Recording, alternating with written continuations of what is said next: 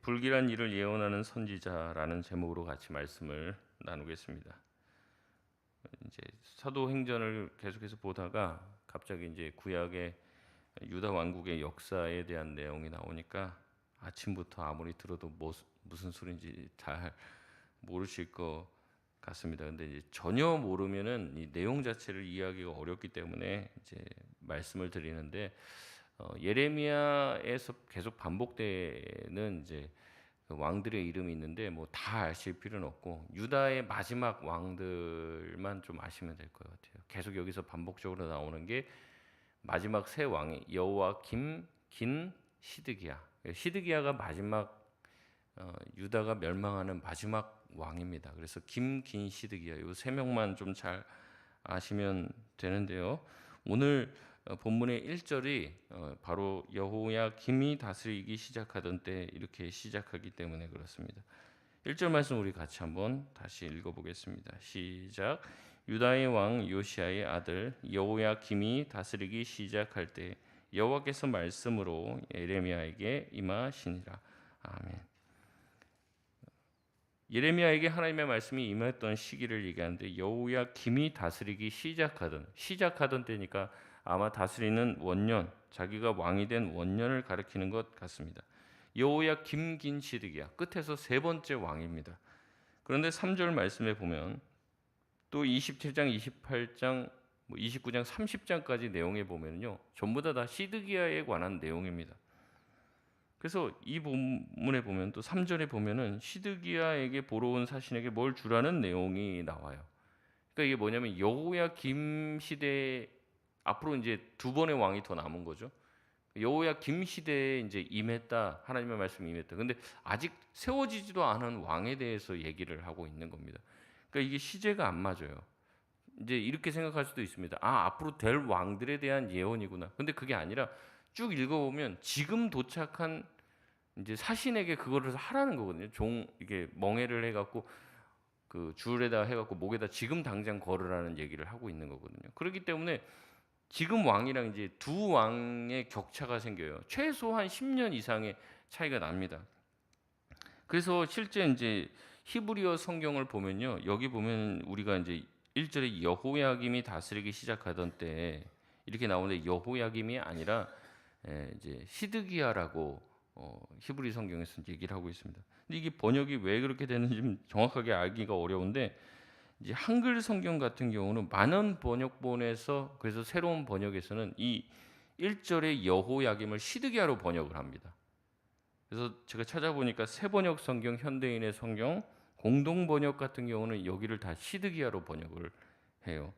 영어 성경 같은 경우는 NIV 성경이라든지 NASB 성경 같은 경우도 또 히브리어 원어 성경 같은 경우도 똑같이 시드기야로 번역을 합니다. 그럼에도 불구하고 여호야김이라고 번역한 한글 성경은 개역개정 성경, 우리가 지금 가지고 있는 성경, 그리고 우리 성경 전에 이제 좀 번역됐던 성경 있죠. 개역 성경. 거기도 여호야김이라고 되어 있고 이제 아이들이 보는 쉬운 성경도 여호야김이라고 번역이 되어 있습니다. 영어 성경으로는 유일하게 킹 제임스 번역만 이제 여호야김이라고 번역이 되어 있는 거죠. 그래서 이제 전체적으로 신학자들은 다 여기가 여호야김이 아니라 시드기야라고 이렇게 봅니다. 이제 아마 이제 오기로 적힌 게 아닌가 이렇게 본다는 거죠. 그래서 여러분 알고 계시고 이제 제가 생각하기 제 개인적으로도 여기가 여호야김이 아니라 아마 시드기야에 관한 내용이 아닌가 싶은 생각이 듭니다. 왜냐하면 그 간극이 10년이나 있기 때문에 그렇다는 거죠. 어쨌든 그래서 1절에 여호야김이 다스리기 시작했을 때 하나님의 말씀이 임했다라고 오늘 성경에 되어 있는데 사실은 이제 시드기야 왕 때 시대에 관한 내용이라는 겁니다. 예레미야에게 임하신 하나님의 말씀은 2절에 줄과 멍에를 만들어서 멍에를 줄에다 메어서 그다음 목에다가 걸라고 얘기하죠. 예레미야 자신에게 먼저 걸라고 합니다. 그리고 그것을 만들어 3절에 보니까 시드기야 왕을 만나러 온 사신들, 지금 시드기야 왕을 만나러 온 사신들에게도 주라고 얘기합니다. 그 사신들의 목록을 보니까 에돔, 모압, 암몬, 두로, 시돈의 왕의 사신들이에요. 그러니까 주변에 있는 나라에 있는 사신들이 지금 시드기야를 보러 다 모인 거예요. 그 사신들에게 뭘 주라는 거예요? 멍에 손에다가 줄을 매서 목에다 하나씩 다 걸어주라는 얘기죠. 그들이 모인 이유는 무엇일까요? 지금 이들은 모두 다 같은 문제 때문에 시드기야를 중심으로 모였습니다. 그들이 모인 이유는 동쪽의 신흥 강국 바벨론 때문에 그렇습니다. 바벨론이 그전에는 아수르가 강대했는데 이제는 아수르를 완전히 제압한 신흥 강국인 바벨론이 지금 떠오르고 있으면서 점점점 서쪽으로 공격을 해오는 거예요. 그러니까 지금 서쪽 지역에 있는 이 유다 땅을 중심으로 한 이 지역에 있는 나라들이 대규모 연합군을 꾸리고 함께 바벨론에 대항하려고 모였다는 거죠. 하나님은 그런 자들에게 예레미야를 시켜 명예와 줄을 메워 손에 주며 하나님의 말씀을 전하라고 합니다. 예레미야가 전해야 될 하나님의 말씀은 5절부터 11절까지의 내용인데 그 내용은 결국에 바벨론 왕에게 대항하지 말고 항복하라는 내용입니다. 5절부터 보면 하나님께서 말씀하십니다. 하나님께서는 세상을 만드시고 이 세상을 하나님이 보기에 옳은 사람에게 줬다고 말씀을 하십니다. 6절 말씀에 보면 하나님이 보시기에 옳은 사람은 누구라는 거예요? 바벨론 왕 느부갓네살이라는 거죠. 우리가 이런 대목에서 좀 이해하기가 힘든 거죠. 바벨론 왕 느부갓네살은 옳은 사람이 아니라고 우리가 생각하는데 하나님은 그가 옳다라고 얘기하고 내가 세상 만물을 지어서 그에게 주었다라고 얘기합니다. 바벨론 왕 느부갓네살에게 이 세상을 만들어서 줬기 때문에 너희는 어떻게 해야 된다고 합니까? 7절에 모든 나라들은 느부갓네살을 섬길 뿐 아니라 그의 아들과 손자까지 섬기라고 말합니다. 이게 하나님의 뜻이라는 거예요. 이 하나님의 뜻을 어기면 어떻게 됩니까? 8절 말씀입니다. 같이 한번 읽겠습니다. 시작. 여호와의 말씀이니라. 바벨론의 왕 느부갓네살을 섬기지 아니하며 그 목으로 바벨론의 왕의 멍에를 매지 아니하는 백성과 나라는 내가 그들이 멸망하기까지 칼과 기근과 전염병으로 그 민족을 벌하리라. 아멘. 이 세상을 만드신 하나님께서 모든 것을 누구에게 줬다고 다시 말합니까? 느부갓네살에게 줬다는 거예요. 느부갓네살이 능력이 있어서 하나님의 것을 쟁취한 게 아닙니다. 느부갓네살이 무슨 힘이 있고 지혜가 있어서 하나님이 만든 세상을 노략질한 게 아니에요. 하나님은 여기서 뭐라고 표현하시냐면 내가 바벨론 왕 느부갓네살을 옳게 보고 그에게 내가 만든 모든 것을 줬다라고 얘기합니다. 그러니까 바벨론 왕 느부갓네살이 쟁취한 게 아니라 누가 줬다는 거예요? 하나님이 다 넘겨줬다는 거예요.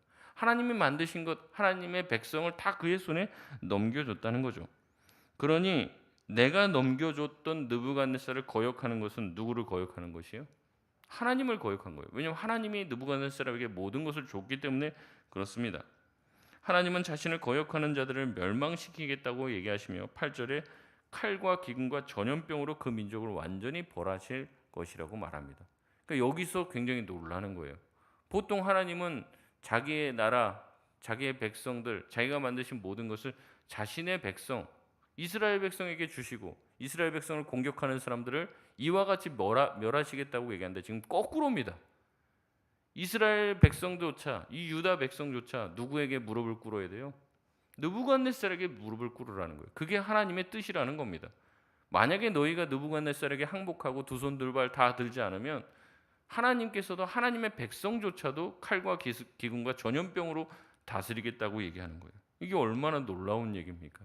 하나님이 하나님의 백성을 딴 사람에게 팔아준 거예요. 여러분의 자녀를 다른 사람에게 팔아버린 거란 말이죠. 여러분 이게 어떻게 가능한 일입니까? 유다 백성들도 여기서 예외가 아닙니다. 유다 백성들은 항상 생각했어요. 나는 하나님의 선민이다. 무슨 일을 해도 하나님이 나를 택해 주셨기 때문에 우리가 아무리 잘못 나가도 하나님이 우리를 버리진 않으실 거예요. 근데 하나님이 지금 얘기하는 거예요. 내가 너희를 팔았다는 거죠. 내가 너희를 이방인의 손에 넘겼다는 겁니다. 너희를 이방인의 속국이 되게 하여 그들에게 고개를 숙이고 그들을 위해서 살라고 얘기합니다. 여러분 이게 말이 됩니까? 이들이 쉽게 이해가 되지 않죠.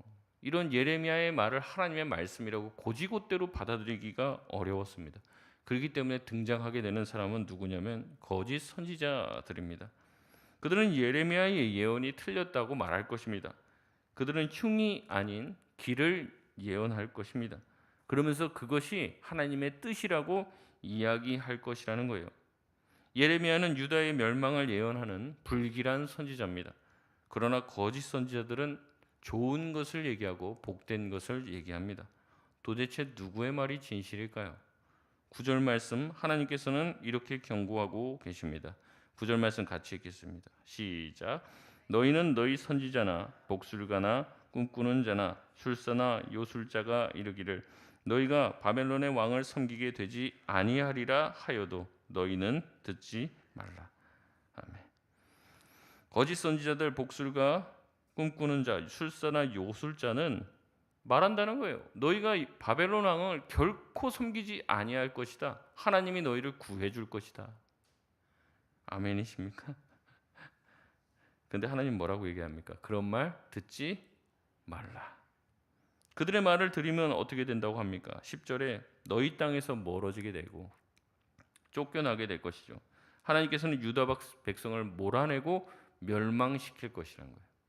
거짓 선지자들의 말을 듣는 사람들, 하나님의 말씀은 바벨론 왕 느부갓네살에게 순종하는 것인데 그 말을 듣지 않고 거짓 선지자들의 말에 현혹이 되어서 하나님이 우리를 지켜주실 거야, 끝까지 버티자, 싸우자, 이런 사람은 하나님이 자기의 손으로 멸망시킨다고 말씀하고 계십니다.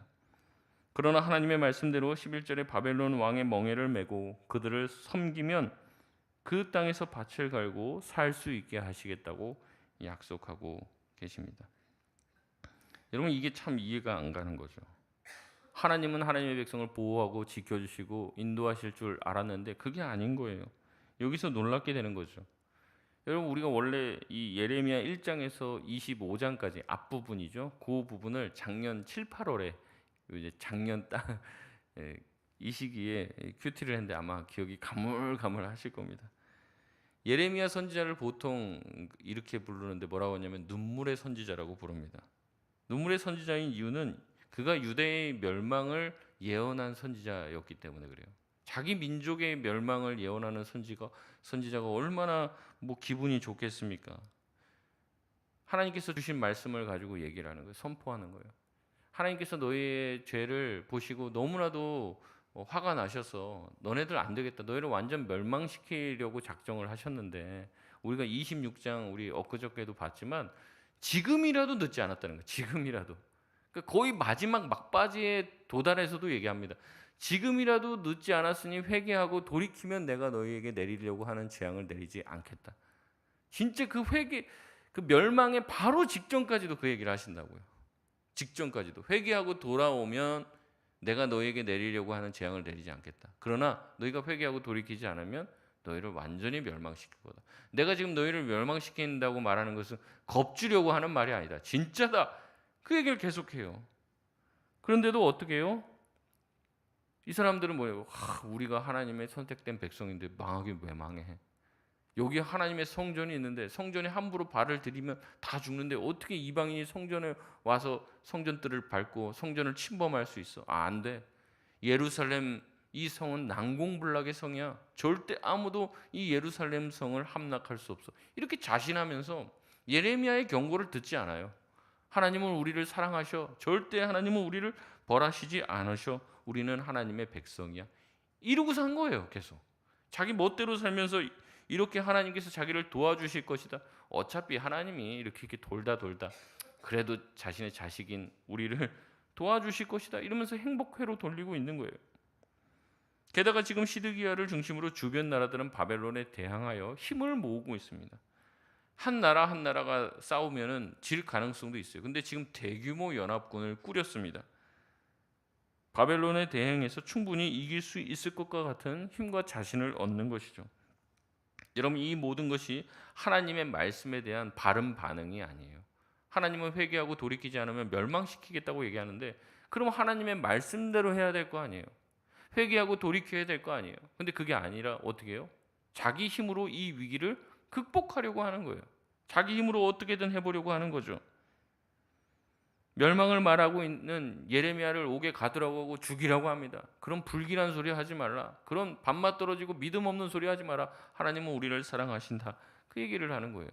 거짓 선지자들의 말에 현혹이 된 거예요. 여러분 중병이 걸렸어요. 내가 뭐 여러 가지 막 병에 걸렸어요. 근데 병원에 갔는데 의사가 아이 괜찮아요. 앞으로 100살까지는 쭉 살 테니까 걱정하지 말라. 그러면서 돌려보내면 그 의사가 좋은 의사입니까? 마음 아프지만은 그 병을 얘기해주고 그 병이 치료하는 과정도 참 힘듭니다. 하지만 하셔야지 살아요. 그렇게 말해주는 의사가 좋은 의사이듯이 우리는 항상 좋은 말만 듣고 싶지만 좋은 말이 다 우리에게 유익한 말은 아니라는 것을 알아야 합니다. 그렇기 때문에 우리에게 필요한 것이 무엇이에요? 여러 가지 말이 들리죠. 축복의 말이 들립니다.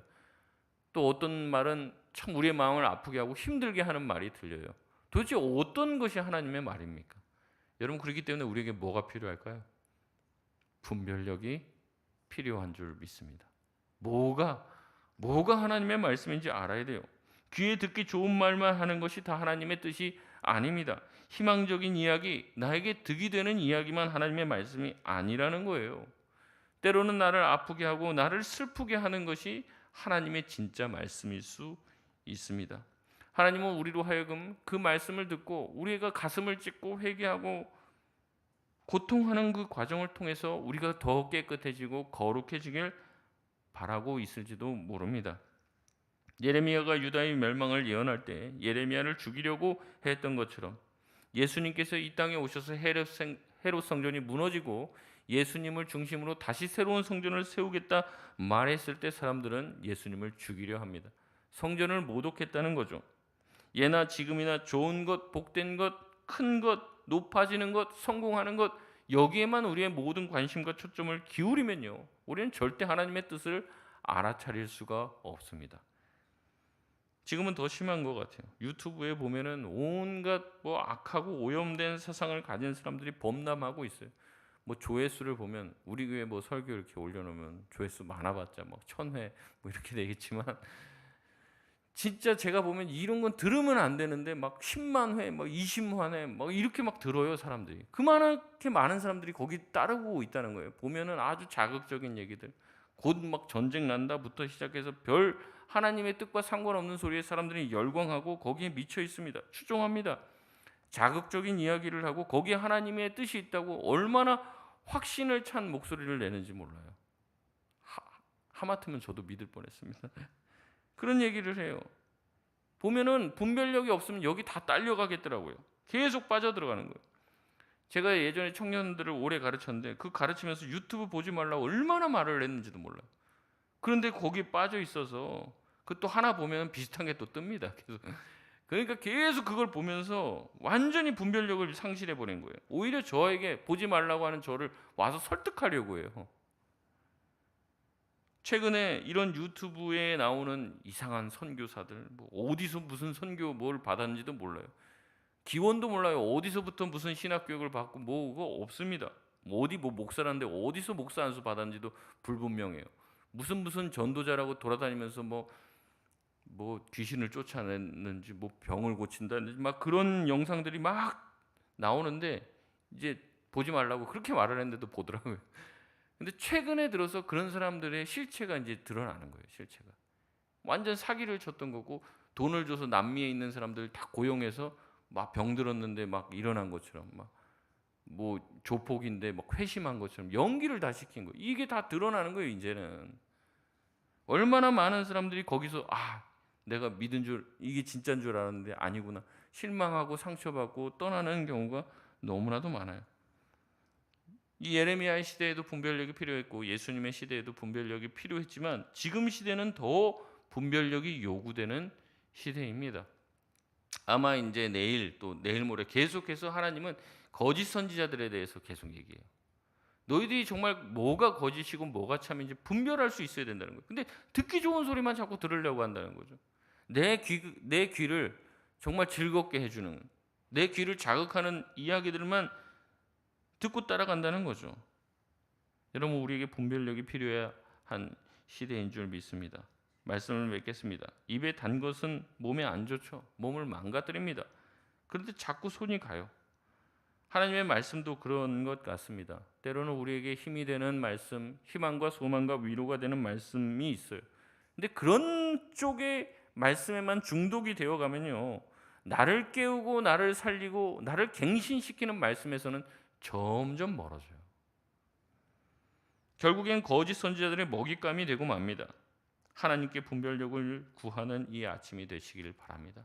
하나님, 내가 어떤 것을 하나님의 바른 말씀으로 내가 붙잡아야 될까요? 하나님, 나를 살리는, 내 영혼을 깨우고 나를 살리고 내 영혼을 살찌우는 말씀을 들려 주십시오.